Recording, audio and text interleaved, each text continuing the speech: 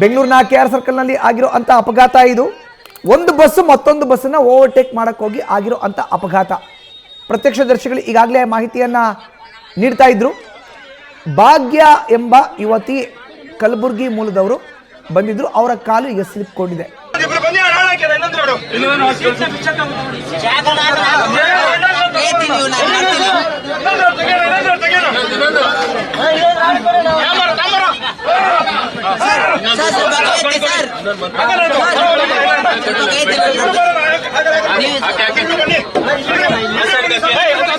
ಸ್ವಲ್ಪ ಜಾಗ ಬಿಡಿ.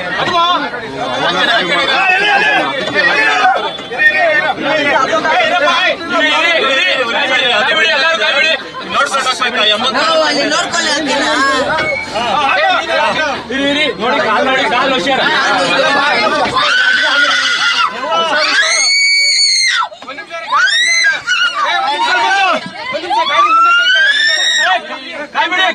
ಇನ್ನು ಘಟನಾ ಸ್ಥಳದಲ್ಲಿ ನಮ್ಮ ಪ್ರತಿನಿಧಿ ಶಿವಕುಮಾರ್ ಇದ್ದಾರೆ, ಮಾಹಿತಿಯನ್ನ ಕೊಡ್ತಾರೆ. ಈಗ ಲೇಟೆಸ್ಟ್ ಅಪ್ಡೇಟ್ಸ್ ನ ಶಿವಕುಮಾರ್, ನೀವು ಘಟನಾ ಸ್ಥಳದಲ್ಲಿ ಇದೀ ರಕ್ಷಣಾ ಕಾರ್ಯಾಚರಣೆ ನಡೀತಾ ಇದೆ, ಅಗ್ನಿಶಾಮಕ ಸಿಬ್ಬಂದಿ ಕೂಡ ಬಂದಿದ್ದಾರೆ ಅನ್ನೋ ಮಾಹಿತಿ ಲಭ್ಯ ಆಗ್ತಾ ಇದೆ.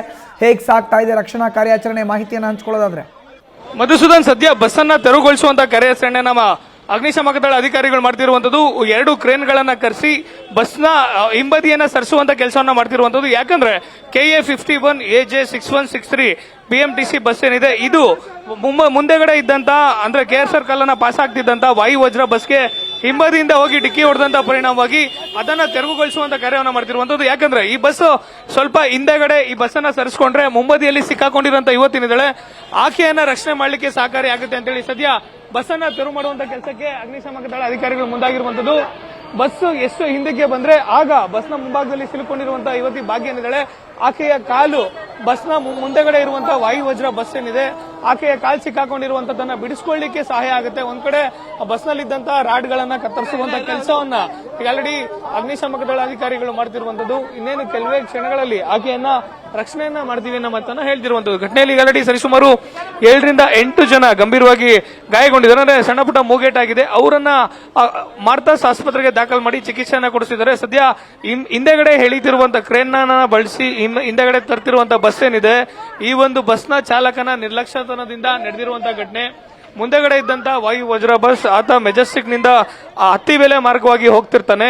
ಇನ್ನೇನು ಸಿಗ್ನಲ್ ಬಿಡ್ಲಿಕ್ಕೆ 5 ರಿಂದ 10 ಸೆಕೆಂಡ್ ಬಾಕಿ ಇರುವಂತಹ ಸಂದರ್ಭದಲ್ಲಿ ಮುಂದೆ ಇರುವಂತಹ ಬಸ್ನ ಚಾಲಕ ಪಾಸ್ ಆಗ್ತಾನೆ ಅನ್ನುವಂತ ಆತುರಕ್ಕೆ ಬಿದ್ದಂತ ಹಿಂದೆ ಇರುವಂತ ಬಸ್ನ ಚಾಲಕ ಏನಿದ್ದಾನೆ ಆತ ಕೂಡ ವೇಗವಾಗಿ ಬಂದು ನೇರವಾಗಿ ಹೋಗಿ ವಾಯು ವಜ್ರ ಬಸ್ಗೆ ಡಿಕ್ಕಿಯನ್ನು ಹೊಡೆದಿರುವಂತದ್ದು. ಸದ್ಯ ಅಗ್ನಿಶಾಮಕ ದಳ ಅಧಿಕಾರಿಗಳ ಕಾರ್ಯಕ್ಕೆ ಸ್ಥಳೀಯರು ಕೂಡ ಸಾಥನ್ನ ಕೊಡ್ತಿರುವಂತದ್ದು. ಸ್ಥಳೀಯರು ಕೂಡ ರಕ್ಷಣಾ ಕಾರ್ಯಾಚರಣೆಗೆ ಕೈಯನ್ನ ಜೋಡಿಸಿರುವಂತದ್ದು.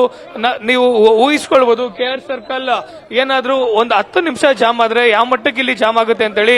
ಸದ್ಯ ಇಲ್ಲಿ ಆಗಿರುವಂತಹ 2 ಬಸ್ಗಳ ಮಧ್ಯೆ ಆಗಿರುವಂತಹ ಅಪಘಾತದಿಂದಾಗಿ KR circle, Vidhana Soudha, Mysuru bank junction ಆಗಿರ್ಬೋದು, ಮೆಜೆಸ್ಟಿಕ್ ಆಗಿರ್ಬೋದು, ಸಂಪೂರ್ಣ 2 ಕಿಲೋಮೀಟರ್ ವರೆಗೂ ಕೂಡ ಜಾಮ್ ಆಗಿರುವಂತದ್ದು. ಯಾಕಂದ್ರೆ ಸುಮಾರು ಬೆಂಗಳೂರಿನಿಂದ ಹೊಸೂರು ಮಾರ್ಗ ಆಗಿರ್ಬೋದು, ಜಯನಗರ ಆಗಿರ್ಬೋದು, ಹತ್ತಾರು ಮಾರ್ಗಕ್ಕೆ ಸಂಪರ್ಕವನ್ನು ಕಲ್ಪಿಸುವಂತಹ ಪ್ರಮುಖ ಜಂಕ್ಷನ್ ಆಗಿದೆ. ಸದ್ಯ ಯುವತಿ ನರಳಾಟವನ್ನು ನೋಡಬಹುದು. ಆಕೆಯ ಕಾಲಿಗೆ ಕಬ್ಬಿಣದಿಂದ ಗಂಭೀರವಾದಂತಹ ಗಾಯಗೊಂಡಿರುವಂತದ್ದು. ಅಂದ್ರೆ ಡ್ರೈವರ್ ಕೂತಂತ ಸೀಟ್ ಏನಿದೆ ಅದು ಸಂಪೂರ್ಣವಾಗಿ ಆಕೆಯ ಮೊಣಕಾಲವರೆಗೂ ಕೂಡ ಲಾಕ್ ಆಗಿರುವಂತದ್ದು. ಅಂದ್ರೆ ಬಸ್ನ ಸೀಟ್ ಅನ್ನ ಕತ್ತರಿಸಿ ಆ ಕಬ್ಬಿಣದ ರಾಡ್ಗಳೇನಿದೆ ಅವುಗಳನ್ನ ಕತ್ತರಿಸಿ ಮಾತ್ರವೇ ಆಕೆಯ ಕಾಲನ್ನ ಹೊರಗಡೆ ಬಿಡಿಸ್ಕೊಳ್ಬೇಕಾಗುತ್ತೆ.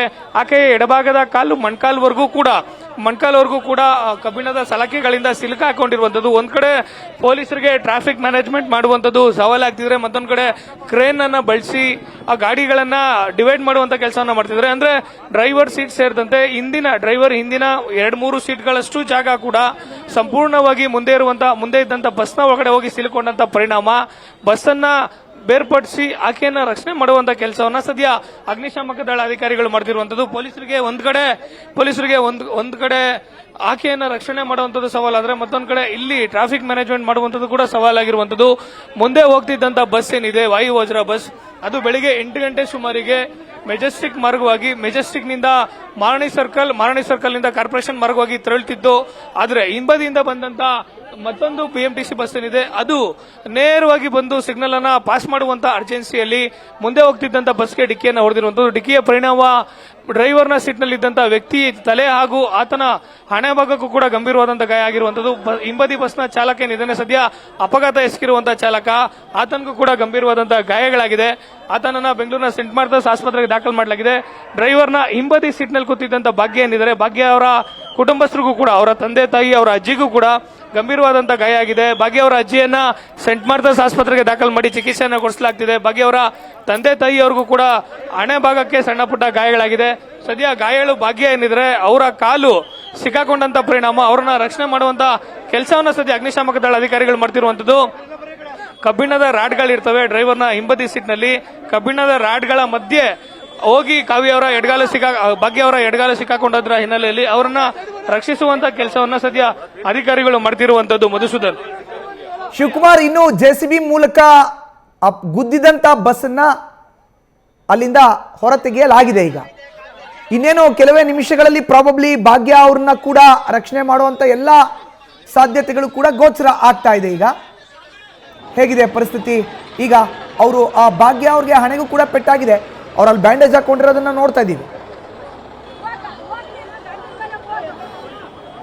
ಮಧುಸೂದನ್, ಘಟನೆ ನಡೆದಂತಹ ಸಂದರ್ಭದಲ್ಲಿ ಇಲ್ಲಿಗೆ ಆಂಬುಲೆನ್ಸ್ ಅನ್ನ ಕರೆಸಲಾಗುತ್ತೆ. ಆಂಬುಲೆನ್ಸ್ ನಲ್ಲಿ ಇದ್ದಂತಹ ಸಿಬ್ಬಂದಿ ಇಲ್ಲಿ ಪ್ರಾಥಮಿಕವಾದಂತಹ ಚಿಕಿತ್ಸೆನ ಕೊಡುವಂತ ಕೆಲಸವನ್ನ ಮಾಡ್ತಾರೆ. ಅಂದ್ರೆ ಬಸ್ ನಲ್ಲಿ ಸಿಕ್ಕಾಕೊಂಡಂತವ್ರಿಗೆ, ಸಣ್ಣ ಪುಟ್ಟ ಮೂಗೇಟ್ ಆದಂತವ್ರಿಗೆ ಇಲ್ಲೇ ಪ್ರಾಥಮಿಕ ಫಸ್ಟ್ ಏಡ್ ಅನ್ನ ಮಾಡಿರುವಂತದ್ದು. ಫಸ್ಟ್ ಏಡ್ ಮಾಡಿ ಕಳ್ಸಿಕೊಡುವಂತ ಕೆಲಸವನ್ನ ಮಾಡಿದ್ದಾರೆ.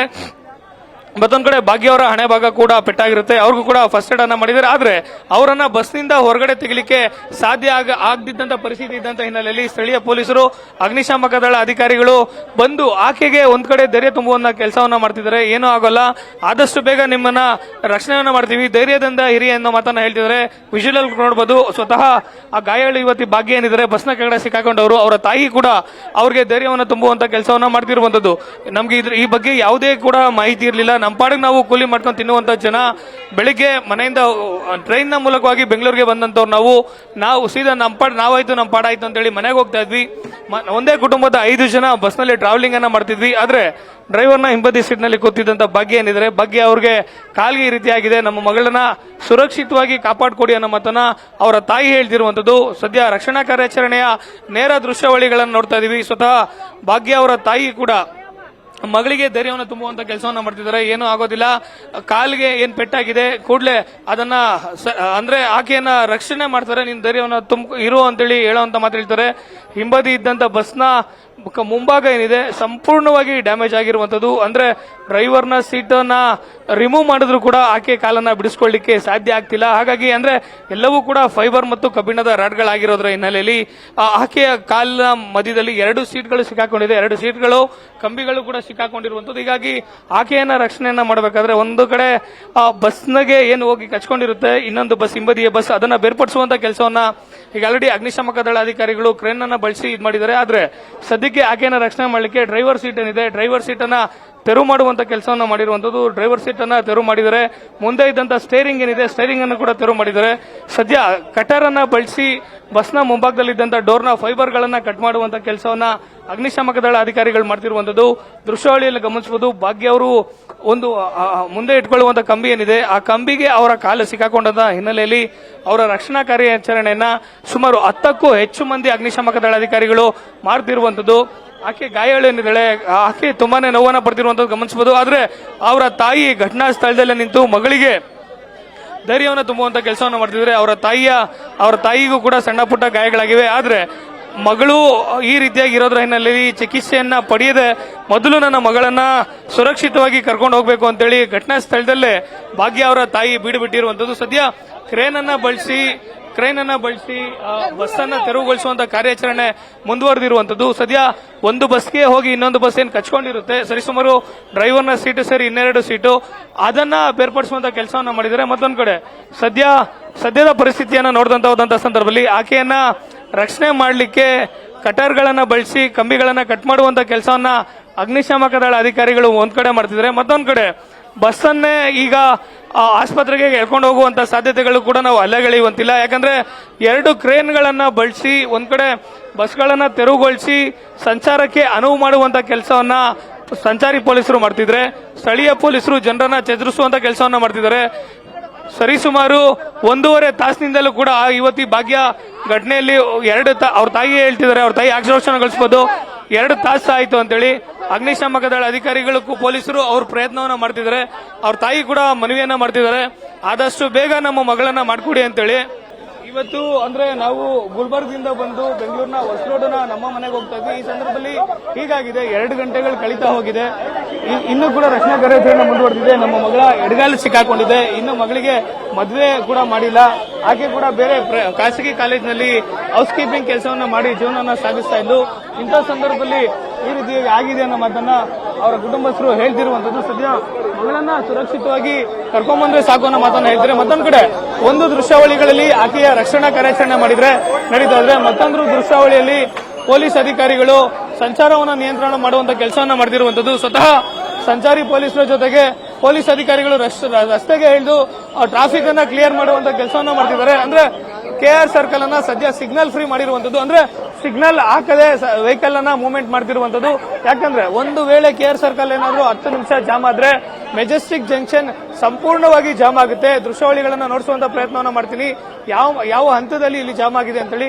ಪ್ರತಿನಿತ್ಯ ಈ ಭಾಗದಲ್ಲಿ ಸಂಚಾರ ಮಾಡುವಂತ ಜನರಿಗೆ ಸಾಮಾನ್ಯವಾಗಿ ಗೊತ್ತಾಗುತ್ತೆ. KR ಸರ್ಕಲ್ ಭಾಗ ಏನಾದ್ರೂ 10 ನಿಮಿಷ ಜಾಮ್ ಆದ್ರೆ ಮೆಜೆಸ್ಟಿಕ್ ಆಗಿರ್ಬೋದು, ಮೈಸೂರು ಬ್ಯಾಂಕ್ ಜಂಕ್ಷನ್ ಆಗಿರ್ಬೋದು, ಕಾರ್ಪೊರೇಷನ್ ಆಗಿರ್ಬೋದು, ಆ ಭಾಗದಲ್ಲಿ ಅಂದ್ರೆ ಮೆಜೆಸ್ಟಿಕ್ ನಿಂದ ಬರುವಂತ ರಾಜಾಜಿನಗರ, ಮಾಗಡಿ ರೋಡ್, ಸುಂಕದಕಟ್ಟೆ, ಸುಮ್ನಹಳ್ಳಿ, ಅನ್ನಪೂರ್ಣೇಶ್ವರಿ ನಗರ ಆ ಭಾಗ ಸಂಪೂರ್ಣವಾಗಿ ಜಾಮ್ ಆಗುತ್ತೆ. ಅಂದ್ರೆ KR ಸರ್ಕಲ್ ಒಂದನ್ನ ಬ್ಲಾಕ್ ಮಾಡ್ಕೊಂಡ್ರೆ ಸರಿಸುಮಾರು ಬೆಂಗಳೂರಿನ 8 ರಿಂದ 10 ಕಿಲೋಮೀಟರ್ ಸಂಪೂರ್ಣವಾಗಿ ಜಾಮ್ ಆಗುತ್ತೆ. ಇದನ್ನ ಅರ್ಥಕೊಂಡಿರುವಂತಹ ಪೊಲೀಸ್ ಅಧಿಕಾರಿಗಳು ಒಂದ್ ಕಡೆ ಎರಡು ಗಾಡಿಗಳನ್ನ ಬಳಸಿ ಇದ್ ಮಾಡ್ತಿದ್ರೆ, ಮತ್ತೊಂದ್ ಕಡೆ ಸ್ವತಃ ವಿಧಾನಸೌಧ ಪೊಲೀಸ್ ಠಾಣೆ ಇನ್ಸ್ಪೆಕ್ಟರ್ ಕುಮಾರಸ್ವಾಮಿ ಅವರು ಕೂಡ ಘಟನಾ ಮುಖ ಮಾಡಿರುವಂತದ್ದು. ಸದ್ಯ 2 ವೆಹಿಕಲ್ ಗಳನ್ನ ಬಳಸಿ ಬಸ್ಗಳನ್ನ ತೆರವು ಕಾರ್ಯಾಚರಣೆಯನ್ನ ಮಾಡಿದ್ರೆ, ಮತ್ತೊಂದ್ ಕಡೆ ಅಗ್ನಿಶಾಮಕ ದಳ ಅಧಿಕಾರಿಗಳು ಗಾಯಾಳು ಯುವತಿ ಭಾಗ್ಯ ಏನಿದ್ದಾಳೆ ಆಕೆಯ ರಕ್ಷಣಾ ಕಾರ್ಯಾಚರಣೆಯನ್ನು ಕೂಡ ಮುಂದುವರಿಸಿರುವಂತದ್ದು. ನವೀನ್, ಮೈಸೂರಿನ ಅತ್ಯಂತ ಪ್ರೀಮಿಯಂ